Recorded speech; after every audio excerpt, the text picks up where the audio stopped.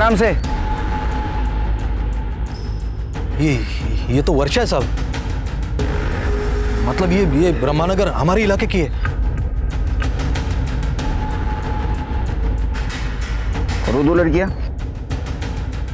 उनको नहीं जानता साहब। मतलब ये दोनों हमारे इलाके की तो नहीं लगती साहब। श्योर? हाँ पक्का। मतलब सब बहुत छोटा सा इलाका है ना हमारा, सगळे एकमेकाला ओळखतात साहब। वर्षा के गाल पर निशान है। हो सकता है इसके साथ मारपीट हुई हो या किसी ने रेप करने की कोशिश की।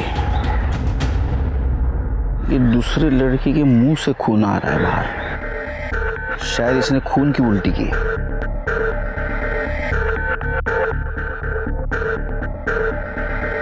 और इस लड़की के कमर के नीचे ब्लड है। लगता है शिर्के इसके साथ रेप करने की कोशिश हुई है या रेप हुआ है। आसपास सर्च करो, कुछ मिलता है क्या? तृप्ति, बॉडी को चेक करो।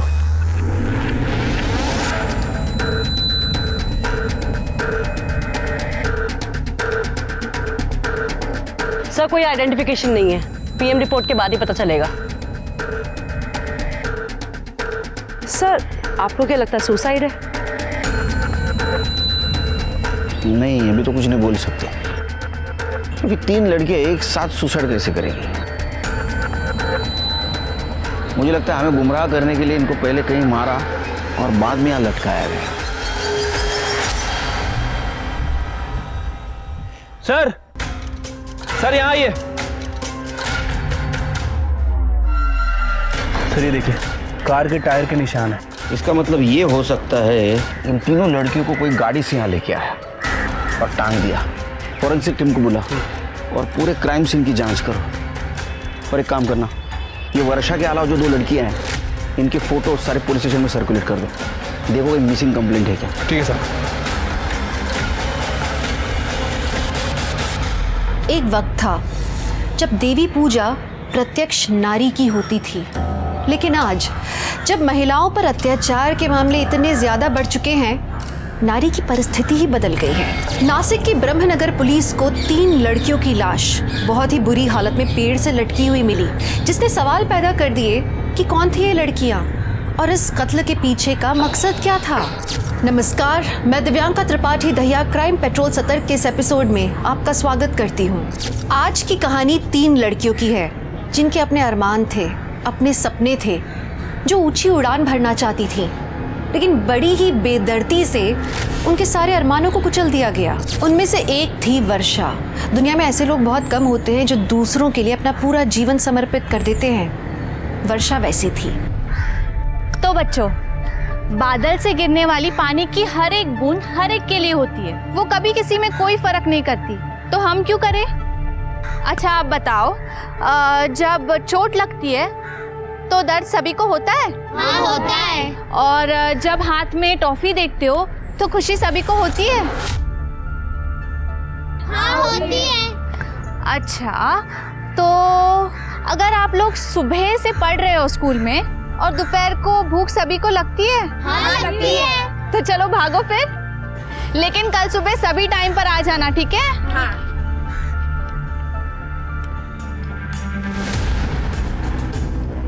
सिंधे बाबू, एक चिंगारी पूरे जंगल को आग लगा सकती है, और ये वर्षा कल आपके खिलाफ इलेक्शन में खड़ी भी हो जाए और शायद जीत भी जाए। इसकी हर एक जीत का फैसला हम करेंगे विजय। यह हमारा जंगल है, यहाँ आग भी हम जलाएंगे और उस पर रोटियां भी हम ही सेकेंगे। वर्षा,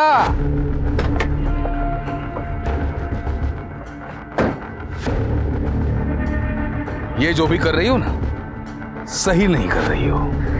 सही गलत की समझ मुझे आपसे ज्यादा है शिंदे सर।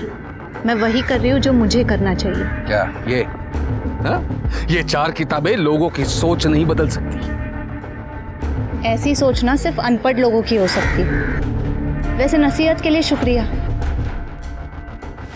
हाय गणेश। क्या बोल रहा था शिंदे? छोड़ना, उसका तो रोज का है। चलना, क्या देख रहा है?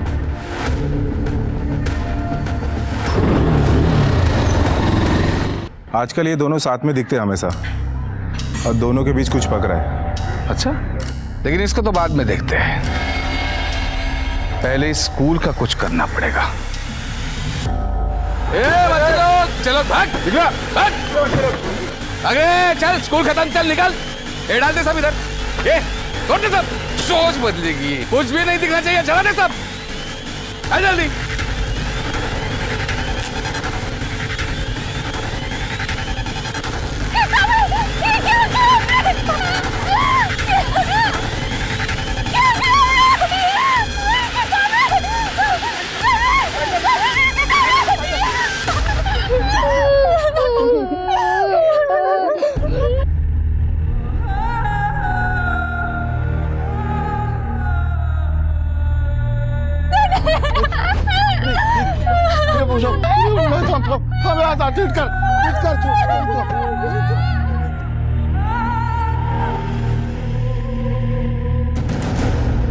क्या किया आपने?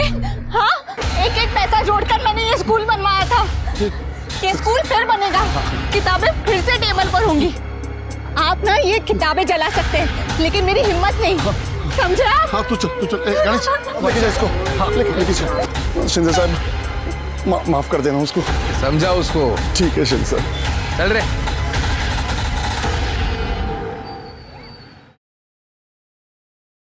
बेटा 2 दिन में तेरी परीक्षा है, क्या जरूरत है ये सब बखेड़ा खड़ा करने की? बाबा कैसी बातें कर रहे हो? हक के लिए लड़ना बखेड़ा खड़ा करना थोड़ी होता है। बेटा मैं तुझे बड़ी अफसर बनते हुए देखना चाहता हूँ। शिंदे अच्छा आदमी नहीं है, कितनी बार समझाया है तुझे। क्या जरूरत है तुझे मोहल्ले के बच्चों को पढ़ाने की? बाबा ये बच्चे हमारे देश का आने वाला कल है। बेटा तू अपने आज की चिंता कर, यही रवैया रहा ना तो कोई शादी नहीं करेगा। डर नहीं लगता तेरे को? मैं नहीं डरती किसी से, और आप भी मत डरो। देखना मैं एक दिन ना इतनी बड़ी अफसर बनूंगी, ये शिंदे विंदे जैसे लोग हैं ना, यही लोग मेरी लाल बत्ती वाली गाड़ी के पीछे भागेंगे। क्यों? एक दस्तखत के लिए। मतलब तू मानेगी नहीं? आपको लगता है मैं मानूंगी? वर्षा,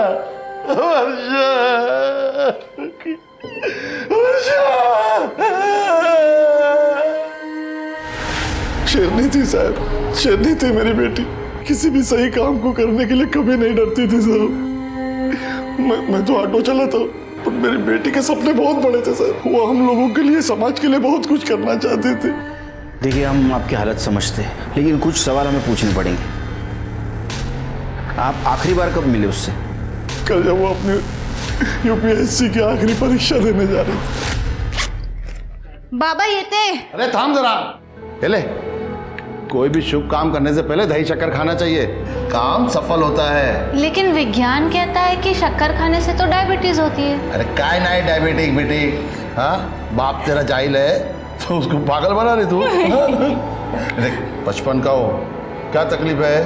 कुछ नहीं, मस्त एकदम। ये संस्कार है अपने। जा, अरे अपनी आई के पैर छू। Sorry I. विभाग सुमित्रा, तेरी बेटी तेरा सपना पूरा करने जा रही है, आशीर्वाद दे इसको। ये थे बाबा। हाँ जा।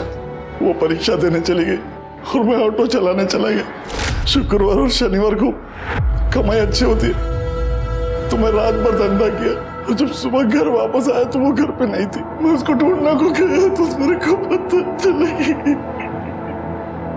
एक बात बताओ मारुति, इतनी होनहार लड़की, उसने आत्महत्या क्यों की? आत्महत्या? नहीं साहब, मेरी बेटी इतनी कमजोर नहीं थी, उसको जरूर किसी ने मारा है। शिंदे के साथ उसका झगड़ा रहता था, उसने मारा होगा उसको। कौन शिंदे? हमारे मोहल्ले का लोकल लीडर है साहब, नेता है, लेकिन हर कट 2 नंबर का धंधा करते हैं साहब। तो शिंदे का नंबर है आपके पास? हाँ साहब। नंबर लो, शिंदे चाहिए मुझे। मारुति, वर्षा के साथ इन 2 लड़कियों की लाश मिली, जानते हो इनको?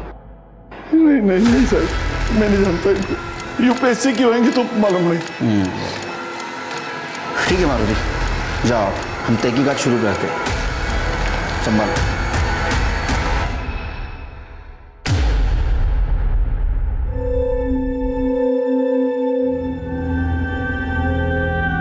बेटा तूने फिर से स्कूल शुरू किया, तुम मानेंगे नहीं? बिल्कुल नहीं बाबा। बेटा तू समझते क्यों नहीं? कल को कुछ हो गया तेरे को तो ऊपर जाके तेरी माँ को मैं क्या कहूँगा? माँ को बोलना तेरी बेटी शेरनी है, शेरनी, ऐसे गीदड़ों से नहीं डरती।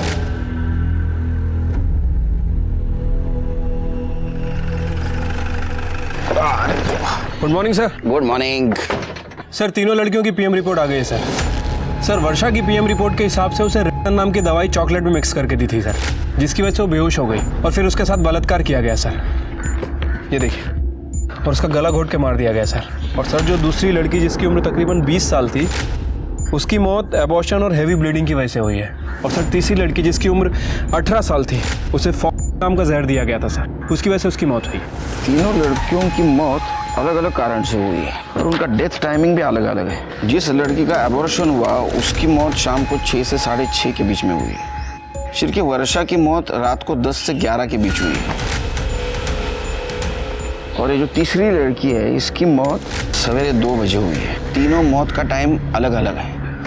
मुझे कंफर्म लगता है कि ये किसी एक आदमी का काम नहीं है, क्योंकि एक आदमी को 3 लड़कियों को लटकाना मुश्किल है। सर हो सकता है कि इन तीनों लड़कियों के कातिल अलग अलग हो और इन तीनों लड़कियों का आपस में कोई कनेक्शन ही ना हो। कनेक्शन है शिरके, कुछ तो कनेक्शन है, क्योंकि तीनों बॉडीज को पेड़ पर लटकाया गया था।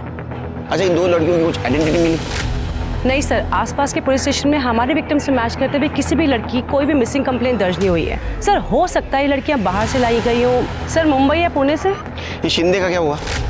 सर शिंदे को फ़ोन किया था, उसका फ़ोन स्विच ऑफ है सर। मैं उसके घर भी गया था, उसकी वाइफ का कहना है कि वो पॉलिटिकल काम के लिए बाहर गया हुआ है। तो एक काम करो, 15-16 तारीख को आसपास के हॉस्पिटल में 19-20 साल के लड़की का एबॉर्शन हुआ था क्या, पता करो। और ये वर्षा की डिटेल्स चाहिए मुझे। सर क्राइम सीन पे जो टायर के निशान मिले थे वो किसी एसयूवी गाड़ी के हैं सर। SUV car? हाँ सर। और मैंने वर्षा के बारे में पूछताछ की है सर, करियर ओरिएंटेड लड़की है, किसी से झगड़ा वगैरह नहीं था उसका। सर मैंने सारे हॉस्पिटल्स चेक किए हैं, 15 से 16 के बीच में जितने भी अबॉर्शंस हुए हैं उससे हमारा विक्टिम मैच नहीं करते। अच्छा, ये मारुति और वर्षा, इनके कॉल डिटेल से कुछ पता चला? सर ये मारुति के कॉल रिकॉर्ड तो क्लियर ही लग रहा है। जिस दिन मर्डर हुआ उस दिन दोपहर से लेकर अगले दिन सुबह तक ये मारुति नासिक सिटी में ही ट्रेवल कर रहा था। सर वर्षा का फ़ोन नारायण चौक के पीछे वाले एरिया में बंद हुआ, लगभग 7:30 से 8 बजे के बीच में, और सर अब तक ऑफ है।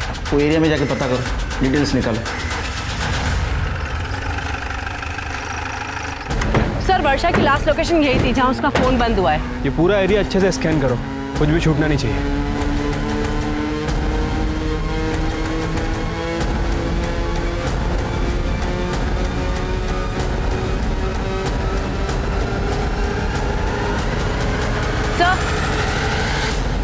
सर ये चॉकलेट का रैपर मिला है। हो सकता है वही चॉकलेट हो जिसे वर्षा खाकर बेहोश हुई थी। एक काम करो, इसे फॉरेंसिक के लिए भेजाओ। सर यहाँ पास में एक घर है। कहाँ पे? इधर ही नजीक ही। चलो चलिए। यहाँ तो कड़ी लगी है, सस्पिशियस लग रहा है। विंडो देखो खुली है क्या? हाँ सर, नहीं खुल रही।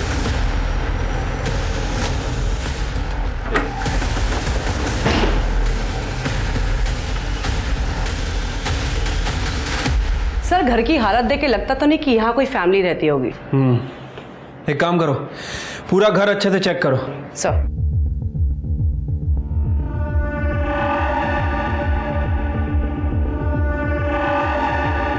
स्मिता ये पकड़ो।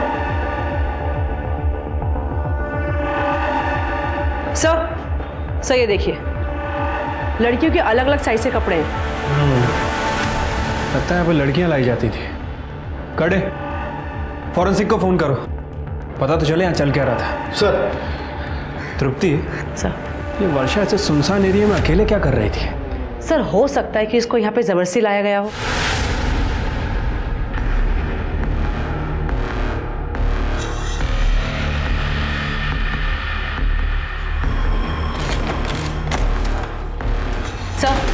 सर ये वर्षा की फ्रेंड पूजा है, उसे यूपीएससी क्लास में पढ़ती थी।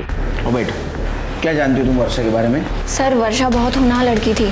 मैं ज़्यादा तो कुछ नहीं जानती उसके बारे में, लेकिन हाँ एक बात पता है, उसका एक अफेयर चल रहा था किसी कनिष्क नाम के लड़के के साथ। एक बार जब वो उसे लेने क्लास आया था तो उसने मिलवाया था मुझे उससे।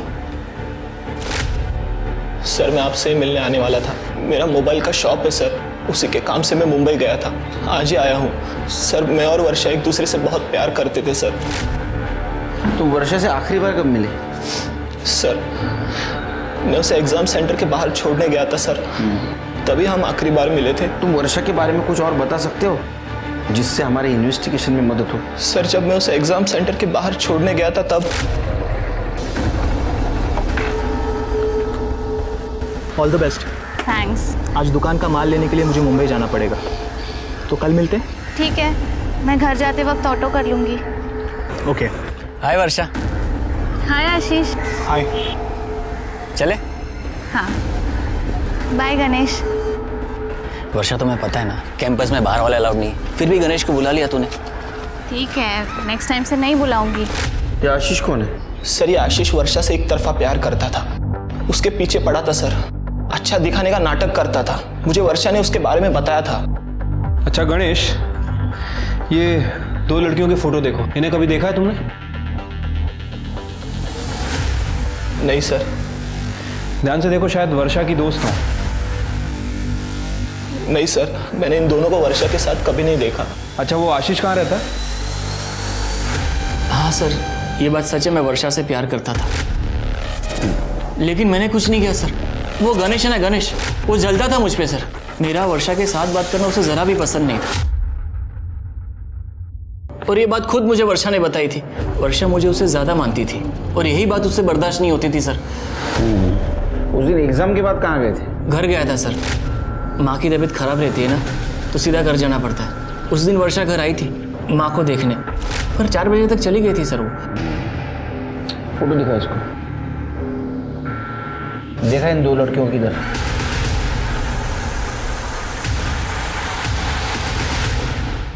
देखा इन 2 लड़कियों की इधर? नहीं देखा है सर। सच में नहीं देखा है? नहीं सर। देखो तुम्हारी यूपीएससी के क्लास में वर्षा के साथ देखा है ना? कहीं नहीं देखा है सर। सर एक मिनट। सर शिंदे कहाँ है? जब मैं ये पूछताछ कर रही थी तब मुझे पता लगा एक विजय नाम का आदमी है सर, उसने एक बार वर्षा के साथ बदतमीजी करी थी। साहब मैं सच कह रहा हूँ साहब, मैंने वर्षा को नहीं मारा, लेकिन एक बार। अरे वर्षा, अरे एक बार बात तो सुन ले वर्षा, आज तेरा हीरो नहीं आया गणेश तुझे लेने के लिए? तुमसे मतलब? अरे एक बार बात तो सुन ले वर्षा, सुन तो ले एक बार बात। देख उसके पास बाइक है, मेरे पास 4 व्हीलर है, साथ में चल ऐश करेगी ऐश। शक्ल देखिए अपनी, चमचा हमेशा चमचा ही रहता है। चमचा किसको बोली? हाँ पैसे दे रहा हूँ, फुकट का नहीं मांग रहा हूँ। औकात में रहे अपनी। उसने तेरे को चमचा बोला, लाफा मारा, इसलिए बदला लेने के लिए तूने उसके साथ रेप किया। तेरा बाप शिंदे का है? तेरा बाप कहाँ है शिंदे? मुझे नहीं मालूम साहब, मैं सच बोल रहा था। सर हमारी फॉरेंसिक टीम ने उस नारायण चौक के पीछे वाले घर पे चेकिंग की थी सर। उन्हें एक बार मिला सर, उसका डीएनए 3 लड़कियों के डीएनए से मैच करवाया था सर। वर्षा से डीएनए मैच हुआ है। इसका मतलब वर्षा वहां थी। चिरकी सारे इल्जाम इस पे डाल दो, इसका बाप नहीं मिल रहा है ना, ये सुधर जाएगा। नहीं साहब ऐसा मत करो साहब, साहब ऐसा मत करो सर, मैं बताता हूँ साहब। बता। तो वो कहा तो मुझे नहीं मालूम, लेकिन उनका एक दूसरा नंबर है जो हमेशा चालू रहता है।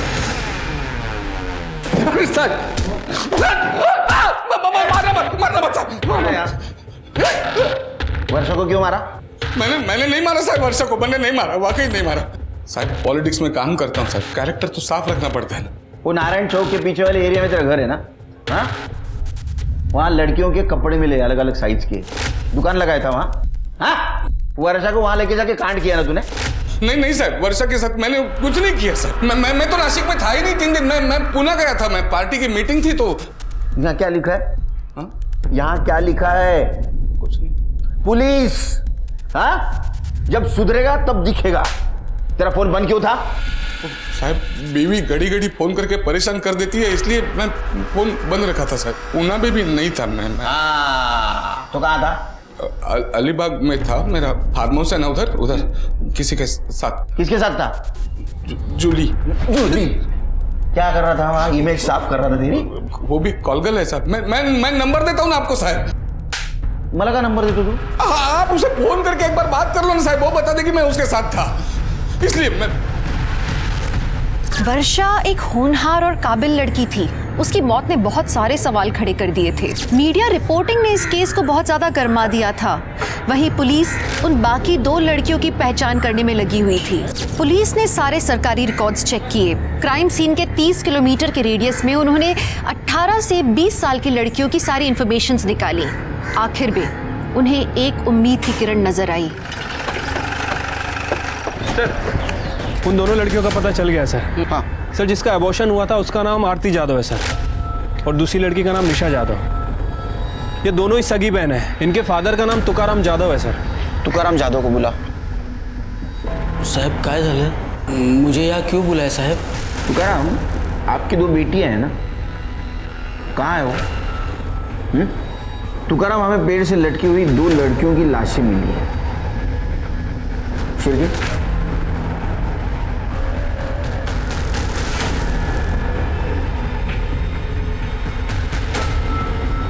अब क्या हो गया साहब? ये मेरी दोनों बेटियां हैं साहब। ये मेरी बड़ी बेटी है आरती, और ये छोटी बेटी है निशा साहब। किसने मारा साहब इनको? किसने मारा? मेरी बेटी है साहब।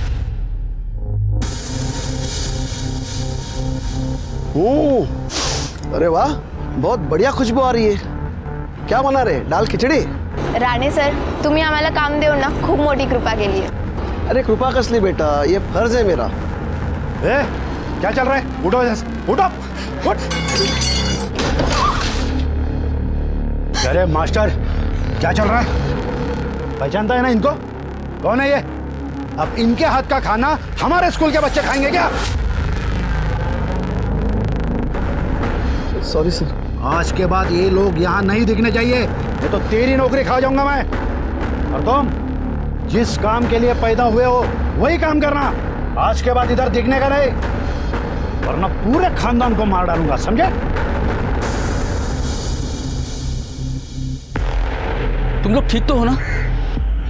क्या हो गया ये सब? हो गया ना कांड? तुम लोग मेरी बात सुनते क्यों नहीं? मैंने बोला था ना।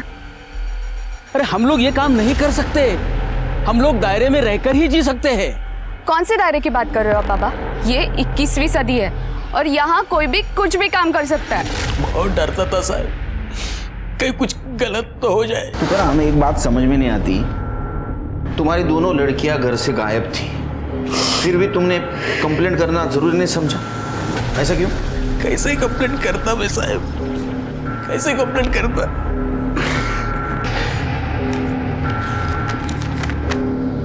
मैं अपने मर्जी से घर छोड़कर जा रही हूँ, मुझे ढूंढने की कोशिश मत करना।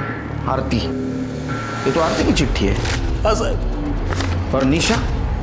निशा भी शायद उसी के साथ चली गई होगी। ये आरती किसके साथ जा सकती है? शायद वो एक लड़के से प्यार करती थी साहब। मैंने फोन पर उसे बात करते हुए देखा था। किससे बात कर रही है तू? वो भी मेरे फोन से? इधर देख।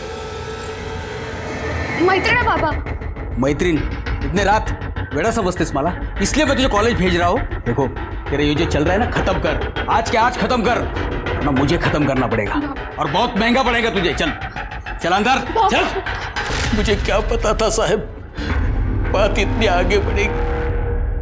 क्या ऐसा तो नहीं तुकाराम कि ये लड़की तुम्हारी बात नहीं मानती थी, समाज के डर से तुमने उसे मार दिया? क्या बात करते हो साहब? बाप है मैं तिचा। लड़कियों का अच्छा बुरा मैं ठीक से समझता हूँ साहब, इसलिए तो डांट रहा था ना मैं। मारुति को जानते हो? मैं किसी मारुति बिरुति को नहीं जानता साहब। अच्छा, तुम्हारी ये बेटी आरती प्रेग्नेंट थी और एबॉर्शन में उसकी मौत हो गई। क्या बकवास करते हो साहब? मेरी बच्ची मर गई, इसलिए आप कुछ भी बात करेंगे उसके बारे में? माझी मुलगी अशी नव्हती साहब, माझी मुलगी अशी नव्हती। देखो तुकाराम, पीएम रिपोर्ट में ये साफ साफ लिखा है कि वो प्रेग्नेंट थी और एबॉर्शन में उसकी मौत हो गई।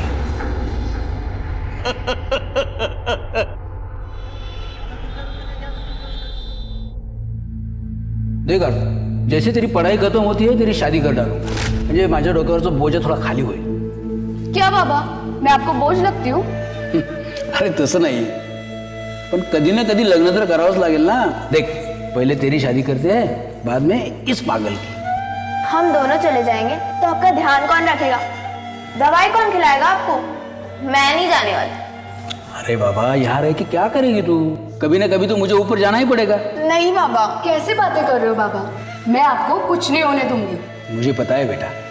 एक बात तो सच है बाबा, आप मुझसे ज्यादा आरती ताई से प्यार करते हैं। एक काम करो, आप दोनों रह लो, मैं ही मर जाती हूँ।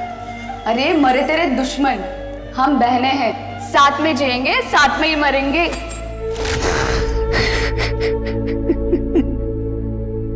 शिरके, एक बात समझ में नहीं आ रही, ये आरती का प्यार करना, लेटर लिखना, घर से भाग जाना और बाद में उसका एबॉर्शन होना। हो सकता है कि उसका बॉयफ्रेंड एबॉर्शन के वक्त उसके साथ हो, लेकिन ये निशा घर से क्यों भागे? क्या उसके साथ भी कोई लड़का था? उसको जहर क्यों दिया गया? एक बात समझ में नहीं आ रही, इन तीनों लड़कियों को एक साथ एक ही पेड़ पे क्यों लटकाया गया? और शिरके, ये तुकाराम मारुति को जानता नहीं और मारुति तुकाराम को नहीं। एक झोल समझ में नहीं आ रहा है शिरके। और सर एक और बात, अगर इन दोनों लड़कियों को भागना ही था तो ये विश्रामपुर से ब्रह्मनगर क्यों आई? और वो भी सिर्फ 20 किलोमीटर के रेडियस में।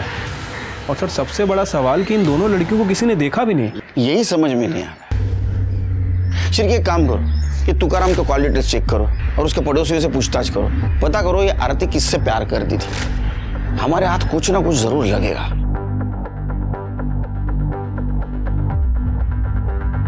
साहब, आरती का चक्कर शायद उसके बाप को पता चल गया था, इसलिए बड़ी हड़बड़ी में उसने आरती की शादी तय कर दी थी। और साहब, वो लड़के को मैंने देखा था, दिमाग से थोड़ा कमजोर लग रहा था।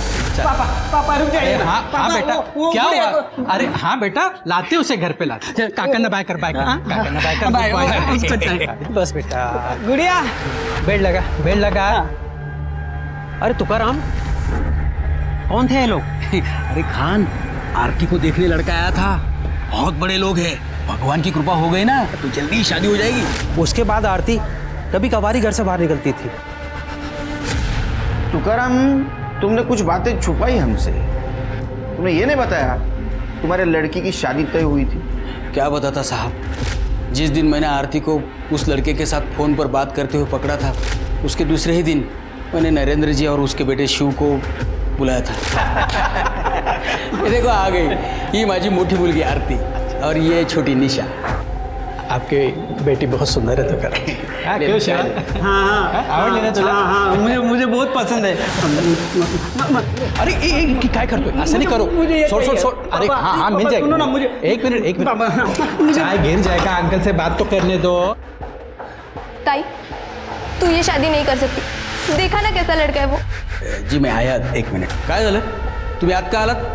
बाबा, आप ये क्या कर रहे हो? नरेंद्र जी को जबान दी है मैंने, समझे? शादी क्यों तय की? सर मारू नका सर, सांगतो सर। साहब वो मुझे पैसे मिलने वाले थे, निशा की शादी करने वाला था।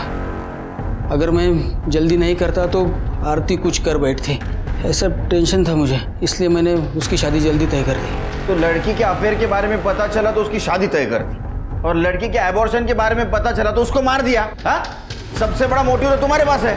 सर मैं ऐसा क्यों करता? मैं बाप हूँ उसका, मैं जो भी कर रहा था उनके भले के लिए कर रहा था, जबकि जान मेरी अटकी है। तुम्हारी जान अटकी मतलब? तो नरेंद्र जी मुझे धमका रहे, पैसे दिया और लड़की भाग गया, पैसे वापस कर धमका रहे मुझे। ये नरेंद्र कहाँ रहता है? अरे सर, शादी तय हुई नहीं थी, मुझे सिर्फ मेरे पैसों से मतलब है। अब लड़की भाग गई है तो तुकाराम को मेरे पैसे देने पड़ेंगे। देख, तेरे घर के 15 मिनट की दूरी पर आरती और निशा की बॉडी मिली है, वो भी लटकी हुई। ये कोइंसिडेंस तो नहीं हो सकता? क्या मतलब? मैं समझा नहीं। हमने इंफॉर्मेशन निकाली, तेरे लड़के की शादी तय हुई थी आरती से पहले एक लड़की के साथ, वो भी टूट गई थी। अरे सर, उस लड़की का कैरेक्टर ठीक नहीं था। कैरेक्टर तेरा ठीक नहीं है? हाँ? जब वो लड़की तुम्हारे घर पे आई तो तूने उसके ऊपर हाथ डाला, ये बात उसके घर वालों को पता चली, इसलिए उन्होंने ये शादी तुड़वाई थी। सर ये झूठ है सर। ये सच है, हमें पता है। तेरा लड़का मेंटली रिटायर्ड, तो आरती को तू बहू बना के लाने वाला था और उसको तू तेरे हवस का शिकार बनाने वाला था। आई शपथ सांगतो, मी काय केलं नाही सर। तूने क्या किया और क्या नहीं किया ये हम पता करेंगे। कर दे, चल घेऊन जा। अरे मैंने कुछ नहीं किया सर, सुनो तो मेरी बात। शिरके, आरती के मर्डर के दिन ये नरेंद्र कहाँ था पता करो, उसकी सारी डिटेल्स चाहिए मुझे। ठीक है सर। सर आरती के पास तो मोबाइल ही नहीं था। सर ये देखिए, आरती के फादर तुकाराम की कॉल डिटेल है सर। पिछले 6 महीने में रात को 12 बजे के बाद इस नंबर से बात होती थी। सर जिस रात आरती का मर्डर हुआ था तुकाराम को उस रात भी इस नंबर से कॉल आया था। किसका नंबर है ये? सर ये नंबर राजेश ठाकुर का है, जयदेव ठाकुर का बेटा। सर जयदेव ठाकुर वही जिसने आरती और निशा का मिड डे मील वाला काम बंद कराया था। राजेश ठाकुर? क्योंकि पता करो राजेश ठाकुर इतनी देर रात तुकाराम से क्या बात करता था? सर मैं तुकाराम काका को नहीं, उनकी बेटी आरती को फ़ोन करके बात करता था। सर आरती और मैं, हम दोनों एक दूसरे से बहुत प्यार करते थे, लेकिन रघु भाऊ हमेशा मेरे साथ होने के। रघु भाऊ मेरे पापा के लिए काम करते हैं, वो हमेशा साथ रहते थे, इसीलिए हमारा मिलना जुलना बहुत मुश्किल था। इसीलिए मैं और आरती हमेशा नासिक के बाहर, मतलब कभी गार्डन में, कभी यहाँ वहाँ ऐसा मिला करते थे। सब ठीक चल रहा था सर। सब कुछ सही चल रहा था तो ऐसा क्या हुआ ये सब बिगड़ गया? सर एक दिन मुझे आरती ने मिलने बुलाया था। अरे आरती, अरे कहाँ थी तुम? कब से इंतजार कर रहा था। अब वो सब छोड़ो, मैं तुम्हारे लिए कुछ लाया हूँ। सोने की चैन। मुझे चैन की नहीं, मंगलसूत्र की जरूरत है राजेश। मतलब? प्रेग्नेंट हूँ मैं। अरे पप्पा मार डालेंगे मुझे। उस दिन ठाकुर साहब मुझे गालियां दे रहे थे, तब चुपचाप खड़े तमाशा देख रहे थे मेरा। इस हालत में भी यही करना। शादी तय हो चुकी है मेरी राजेश, पर तुम कुछ मत करना।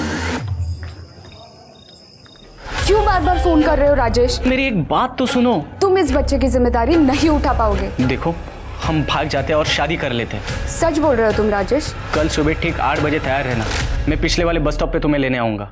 तो तुम लोग भाग गए थे? नहीं सर, मैं इतनी बड़ी जिम्मेदारी उठाने से डर गया था, इसलिए उसे मिलने ही नहीं गया। झूठ बोल रहा है तू? नहीं। वो प्रेग्नेंट थी, ये सबके सामने बात आ जाती, तेरी परेशानी बढ़ जाती, इसलिए तूने एबॉर्शन करवाया और उसमें उसकी मौत हो गई। उसके मौत का जिम्मेदार तू है। अरे नहीं सर, मैंने ऐसे कुछ नहीं किया है। करसान तो आई शपथ, हम मानता हूँ कि उसकी मौत के लिए मैं जिम्मेदार हूँ, क्योंकि मैं उसे मिलने नहीं गया था। काश थोड़ी हिम्मत करके अगर मैं उसे मिलने चला गया होता तो आज मेरी आरती जिंदा होती सर। जयदेव ठाकुर, जब तुझे पता चला कि तेरा लड़का राजेश ठाकुर आरती से प्यार करता है तो तूने आरती को मार दिया। आपने जो कहानी बताई ना बहुत बढ़िया है, लेकिन एक प्रॉब्लम है, ये कहानी रियल नहीं है और आजकल का ज़माना रियलिज्म का है। मैंने किसी को नहीं मारा, और मारना भी होता ना पूरे खानदान को मार डालता, और किसी को पता भी नहीं चलता, आपको भी नहीं। कहते हैं एक सवाल अपने साथ बहुत सारे सवाल लेकर आता है। कुछ ऐसा ही हो रहा था ब्रह्मनगर पुलिस के साथ। उनके सामने भी बहुत सारे सवाल खड़े थे। आरती और निशा विश्रामपुर में क्या कर रही थीं? और उनका वर्षा के साथ क्या कनेक्शन था? आरती के अबॉर्शन के वक्त उसके साथ कौन था? और नरेंद्र और उसके बेटे का आरती की मौत के साथ क्या संबंध था? निशा की मौत की जायज वजह क्या थी? और तीनों लड़कियों को एक पेड़ पर लटकाकर कोई क्या जताना चाहता था? पुलिस के लिए इन सवालों के भंवर से निकलना बहुत जरूरी था और उन पे ये केस सॉल्व करने का दबाव बढ़ता ही चला जा रहा था। सर मैं ब्रह्मनगर के एंट्री पॉइंट का सीसीटीवी कैमरा की फुटेज चेक कर रही थी, कुछ दिखाना है सर। सर ये देखिए सिल्वर कलर की एसयूवी। सर ये ब्रह्मनगर में सुबह 11 बजे आती है और अगले दिन सुबह 4 बजे के आसपास बाहर जाती है और फिर वापस नहीं आती। और हमारे विक्टिम्स की डेथ भी इसी बीच हुई है। किसकी गाड़ी है? सर ये गाड़ी ब्रह्मनगर में किसी की नहीं है, ये विश्रामपुर की गाड़ी है। विश्रामपुर? सर हो सकता है क्राइम स्पॉट पे जिस गाड़ी के टायर के मार्क्स मिले हो वो यही गाड़ी हो। तृप्ति, टायर के मार्क्स मैच होने से कुछ नहीं होगा, थोड़ी लीड मिलेगी। हमें कार चाहिए, इसको ढूंढो। Okay sir. सर वर्षा को बेहोश करने के लिए जिस ड्रग का इस्तेमाल हुआ था वो लाइफ केयर मेडिकल से खरीदा गया था। 16 तारीख को शाम को 5 बजे रोशन नाम के लड़के ने खरीदा था सर। ये कौन है रोशन? सर एक मोबाइल शॉप में काम करता है। ये रोशन को लेके आओ। वर्षा को क्यों मारा? सर कौन वर्षा? सर मैं किसी वर्षा को नहीं जानता हूँ सर। अच्छा, तो फिर वो बेहोशी की दवा मेडिकल स्टोर से क्यों ली? सर वो दवा तो मैंने गणेश दादा के कहने पर लाई थी सर। गणेश मतलब गणेश आंग्रे? हाँ सर। तू कैसे जानता है गणेश को? मैं उनकी मोबाइल की दुकान पे काम करता हूँ सर। रोशन। हाँ दादा। मेरा एक काम करेगा? अरे दादा बोला ना, क्या करने का? ये मेडिकल से दवाई लेके आएगा। तब तक दुकान मैं संभालता हूँ। हाँ चलेगा, लाता हूँ मैं।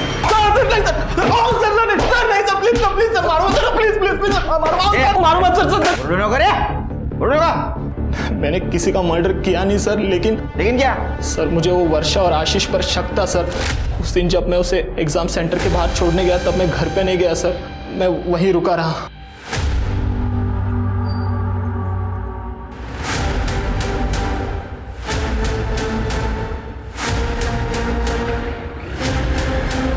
ए आशीष, क्या चल रहा है तेरा वर्षा के साथ? कुछ नहीं। देख झूठ मत बोल, 2-3 बार तेरे घर आई थी ना वो, और आज भी आई थी ना, मैंने देखा। सच बता। तू हमारा पीछा कर रहा है? अबे चल बता, क्या चल रहा है तेरा उसके साथ? मुझे तुझे बताने की कोई जरूरत नहीं है, तुझे जो समझना है समझ। वर्षा, आज मुझे बहुत रोमांटिक फील हो रहा है। अच्छा ओके। मुझे हाथ लगाने नहीं देती थी, कहती थी जो भी करेंगे शादी के बाद करेंगे। क्या हुआ? ये सब अभी नहीं, शादी के बाद। उस आशीष से मिलने जाती थी सर, उसके साथ सोती थी, तो मुझे भी गुस्सा आया। मैंने भी उसे नारायण चौक के पीछे वाले गली मिलने बुलाया। उस शिंदे के आदमी को 500 रुपए दे के मैंने उस घर की चाबी ली सर। ये कहाँ ले आए तुम मुझे गणेश? तुम आओ तो सही, तुम्हारे लिए सरप्राइज है। सरप्राइज? ये लो, पहले मुंह मीठा करो। ये लो। ठीक है।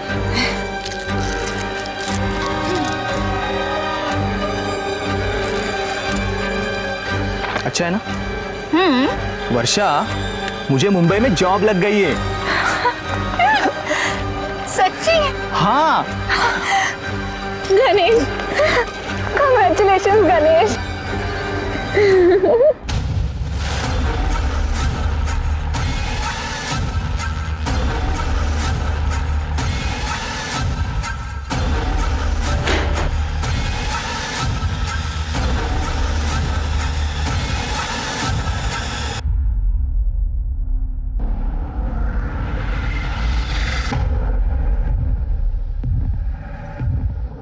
ये क्या किया तुमने गणेश?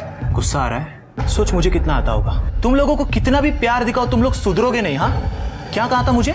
शादी से पहले कुछ नहीं करेंगे, लेकिन उस आशीष के साथ सब कुछ मुफ्त में कर सकती हो। ये तुम क्या बोल रहे हो? गलती मेरी है, जो मैंने तुझ जैसे लड़के पे भरोसा किया। गणेश, मैं तुम्हें छोड़ूंगी नहीं, याद रखना। अच्छा रुक, मैं तुझे एक चीज दिखाता हूँ। ये देख। अच्छा है ना अपने रोमांस का वीडियो? हाँ, अगर ज्यादा नाटक किया तो ये वीडियो वायरल कर दूंगा, वो भी मेरा फेस ब्लर करके। समझी? चल निकल यहाँ से।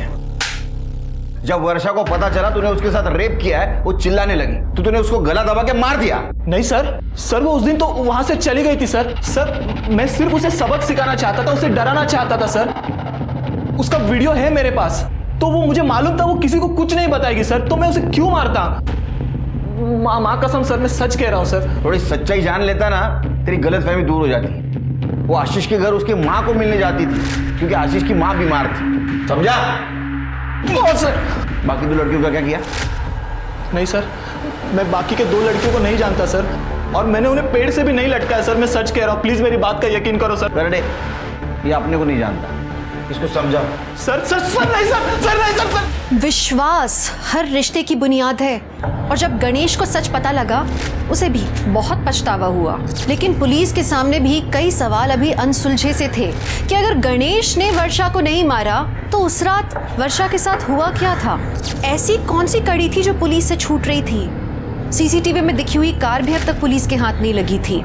1 महीना बीत चुका था और कातिल अभी तक आजाद घूम रहा था, लेकिन पुलिस की सतर्कता की वजह से एक लीड उनके हाथ लगा। कितनी ओरडशील माझ्या सर गुड न्यूज़, कार को दोबारा देखा गया है। कहाँ? सर विश्रामपुर में। पूरे विश्रामपुर में नाकाबंदी लगा, वो कार चाहिए मुझे। रुक। हमारे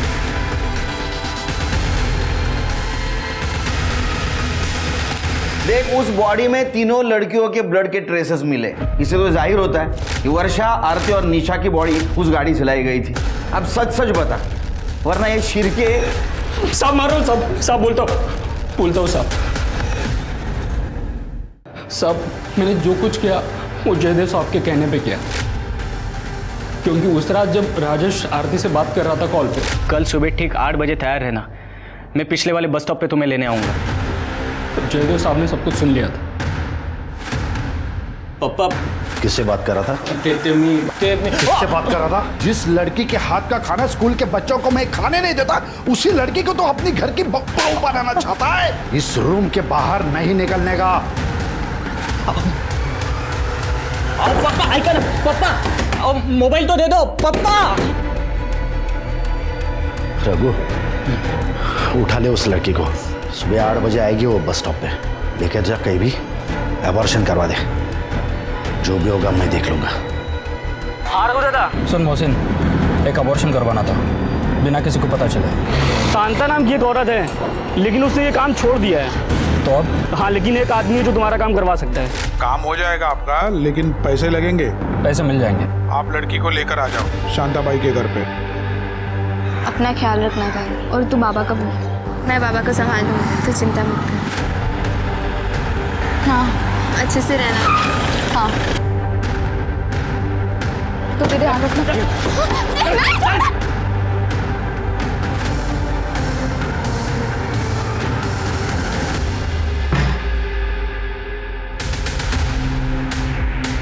मैंने तो कर दिया है, लेकिन लड़की की हालत बहुत नाजुक है।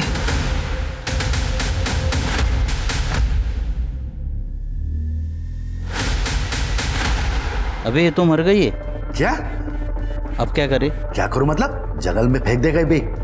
सेठ और एक गलती हो गई है, वो आरती और निशा बस स्टॉप पे साथ में खड़े तो हमने दोनों को उठा लिया, उसको बाजू के रूम में बंद कर दिया है। मत मारी गई है तेरी, एक काम ठीक से नहीं कर पाता। अब तेरे को जो सही लगता है वो तू कर, मेरे को इस झमेले में नहीं फंसना है अभी। सेठ ने बोला है कि ज़्यादा पैसे देंगे। एक काम कर, तेरे पास लंबी रस्सी है? ये लो।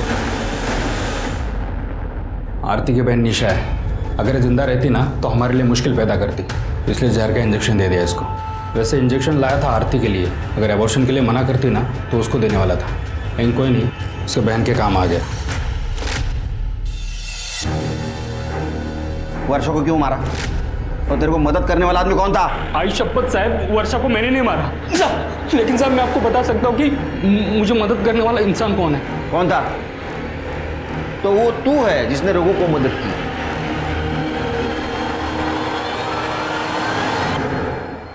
मौसी ने नंबर दिया था आपका। काम हो जाएगा साहब, लेकिन पैसा लगेगा। ये बता, वर्षा को किसने मारा? बताता था, उस दिन रघु ने मेरे को जब रस्सी लाने भेजा था तो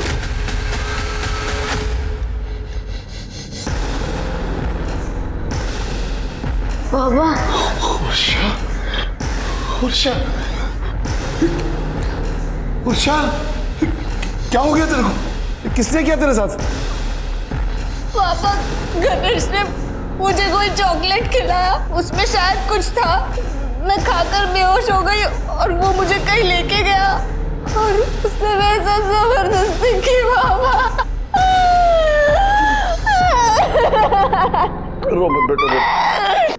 भूल जा बेटा, भूल जा। ये कैसी बातें कर रहे हो आप बाबा? मैं जा रही हूँ पुलिस स्टेशन, आप चलो मेरे साथ।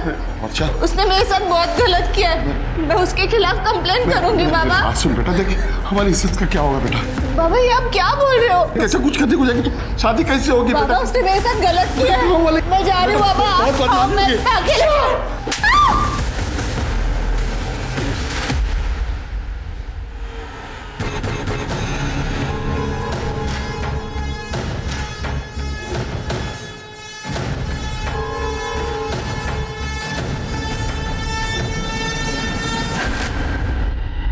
गलती हो गई साहब। गलती तो तूने की। सिर्फ एक बात पता नहीं चल रही है कि उस रात तेरा मोबाइल लोकेशन नासिक सिटी कैसे था? वो दिन मैं रिक्शा भाड़े पे दिया था, उसके पास मोबाइल नहीं था, तो मैंने अपना मोबाइल दिया कि कभी जरूरत पड़ेगा तो उसको कांटेक्ट करेगा। अब तेरे को कोई कांटेक्ट नहीं करेगा, सर जेल में। फिर के जयदेव ठाकुर चाहिए मुझे। सब जयदेव और रघु को आरती और निशा के कत्ल के इल्जाम में गिरफ्तार किया गया। वहीं मारुति को वर्षा के कत्ल के लिए और गणेश को वर्षा के बलात्कार के लिए गिरफ्तार किया गया। स्वतंत्र भारत ने सबको समान अधिकार दिए हैं। व्यक्तिगत स्वतंत्रता यानी इंडिविजुअल फ्रीडम हम सबका हक बनता है। लेकिन आज भी समाज के डर से होने वाले अपराध हमारे देश की एक बहुत बड़ी समस्या बने हुए हैं और इससे लड़ने के लिए हम सबको मिलकर जिम्मेदारी लेनी होगी। हमारे आसपास के लोगों की मानसिकता बदलनी होगी। तो अब मैं दिव्यांका त्रिपाठी दहिया लेती हूँ आपसे विदा। फिर मिलूंगी क्राइम पेट्रोल सतर्क के एक नए एपिसोड के साथ। तब तक आप अपना ख्याल रखिए, सुरक्षित रहिए और देखते रहिए क्राइम पेट्रोल सतर्क। जय हिंद।